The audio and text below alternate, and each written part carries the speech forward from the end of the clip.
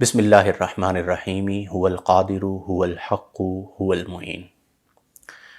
Social media پر ماہ محرم الحرام میں نکاح اور شادی کرنے کے حوالے سے ایک بحث بہت زیادہ گردش کر رہی ہے۔ بہت سے لوگوں نے اس حوالے سے سوال کیا کہ آپ کی اس بارے میں کیا رائے ہے، اور ہمارے دین میں ماہ محرم الحرام میں نکاح اور شادی کے جواز اور عدم جواز کے حوالے سے کیا نظریہ ہے۔ یہ بات تو بڑی واضح سی ہے کہ ہمارے دین میں ماہ محرم الحرام میں شادی کرنے کی یا نکاح کرنے کی کوئی ممانعت نہیں ہے۔ جس ناتخواں کے عمل کی وجہ سے یہ پورا معاملہ سوشل میڈیا پر زیر بحث آیا، اگر آپ اس محفل پر غور کریں تو دو چیزیں ہیں۔ پہلی چیز تو یہ ہے کہ وہ عین شریعت مطہرہ کے مطابق اور ذکر اہل بیت پر مشتمل اور نعت خوانی کی ایک محفل ہے۔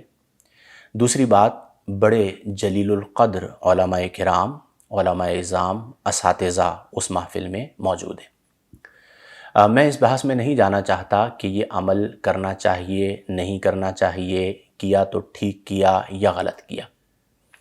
یہ ایک اختلاف ہے اور علماء کے درمیان اختلاف ہوتا ہے۔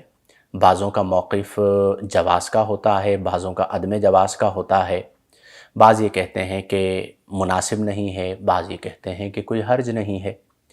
یہ بات یاد رکھیں کہ دین میں اگر اختلاف آ بھی جائے تو ہمارے اسلاف کا طریقہ کار یہ ہے کہ وہ شائستہ، شستہ اور دلائل کی روشنی میں ہونا چاہیے۔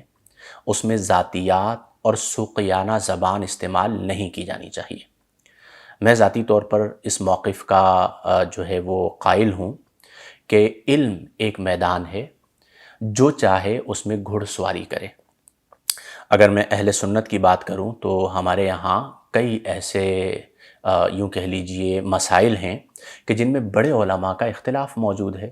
مثلا ہمارے یہاں بڑی علمی شخصیت ہیں اعلیٰ حضرت امام احمد رضا خان فاضل بریلوی رحمہ اللہ، اور ماضی قریب میں ہمارے ایک بڑے عالم دین حضرت علامہ غلام رسول سعیدی صاحب کا وصال ہوا ہے، ماضی قریب میں گزرے ہیں۔ انہوں نے کئی مسائل میں ان سے اختلاف کیا اور میں اسے برا نہیں جانتا۔ اس کی وجہ یہ ہے کہ علماء کا اختلاف، امام اعظم ابو حنیفہ رضی اللہ عنہ کو آپ دیکھیے، ان کے جو شاگرد تھے صاحبین امام ابو یوسف، امام محمد، ان سے اختلاف کیا کرتے تھے۔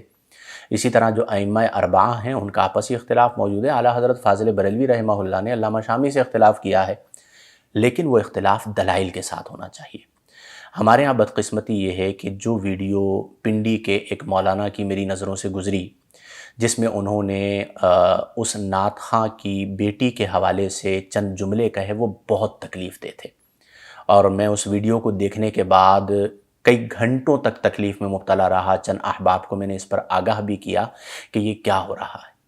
پہلے ہمارا مسلک اتنے سارے مسائل میں مبتلا ہے، ایک لمحے میں مان لیا کہ آپ کا اختلاف ہے، لیکن کیا آپ کو یہ زیب دیتا ہے کہ آپ اپنے اختلاف میں کسی کی بہن بیٹی کو لے کر آئیں، یا کسی کی بہن یا بیٹی کی عزت کو اچھالیں اور اس کے لیے ایسے جملے استعمال کریں؟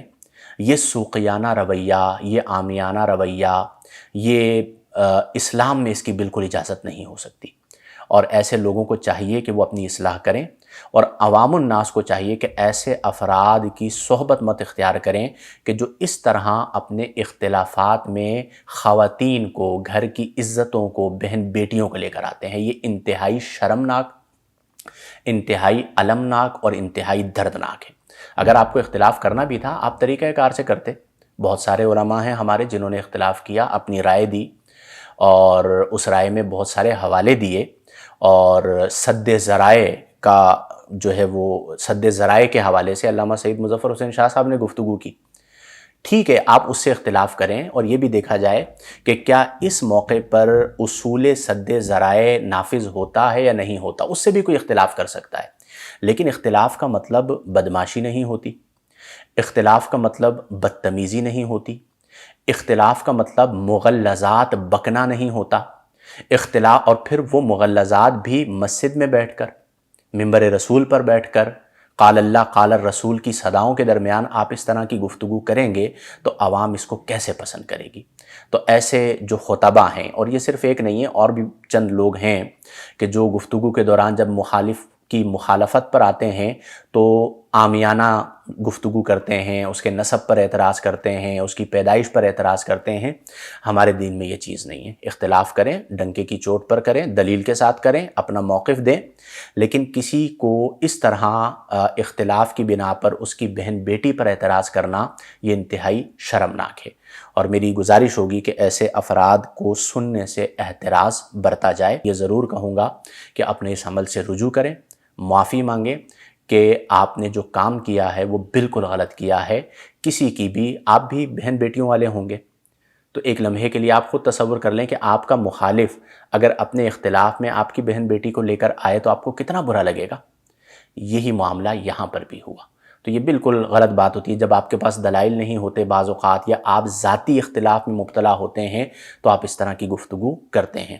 اللہ تعالی ہمیں ہدایت عطا فرمائے اور روح دین کو سمجھنے کی توفیق عطا فرمائے، ہماری ذات کو دین کے لیے نافع بنائے، ہمارا کوئی بھی ایسا عمل نہ ہو جس کی وجہ سے انتشار فی الدین ہو، اور ہم کوئی ایسا کام کریں جس کی وجہ سے دین اسلام کو نقصان ہو۔